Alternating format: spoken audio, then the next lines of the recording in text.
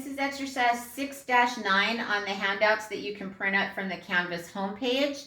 We're dealing with contribution margin ratios here. They tell us that Young Company budget sales of $112,900,000, fixed cost of $25 million, and variable cost of $66,611,000. They want us to calculate out the contribution margin ratio for Young Company. So the first thing that we're going to do is we're going to calculate out our total contribution margin, which is sales minus our variable costs. That's going to give us our contribution margin. So the problem lets us know that sales are $112,900,000. Our total variable costs are $66,611,000. So if we subtract those two, then we get a contribution margin of $46,289,000. All right, so that's the first part. Now we can actually calculate out the contribution margin ratio, because to calculate out the ratio, this calculation margin ratio equals total sales over our total contribution margin. So again, we know that our total sales are $112,900,000. And we're going to put that over the contribution margin we calculated above of $46,289,000.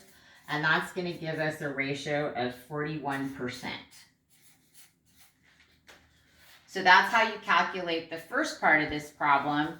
In the second part, they have us actually calculate out operating income for a different company, and they tell us that if the contribution margin ratio for Martinez Company is 40%, sales were $34,800, and fixed costs were $1,500,000, what's the operating income? So we're going to start on this one.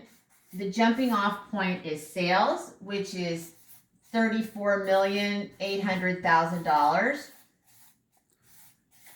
And normally, in order to calculate our contribution margin, we would subtract our variable costs, like in part A there.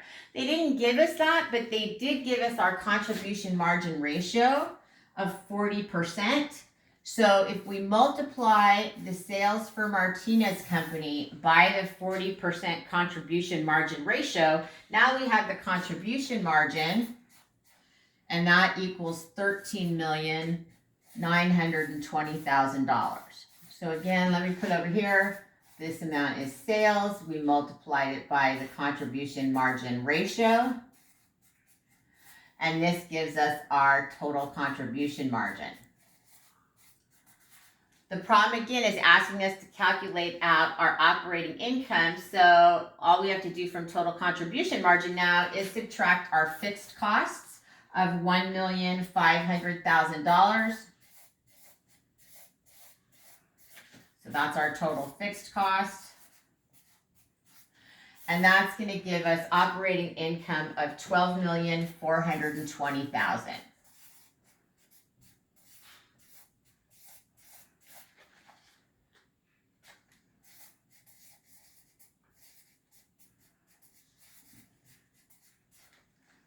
And that's how you solve problem exercise 6-9.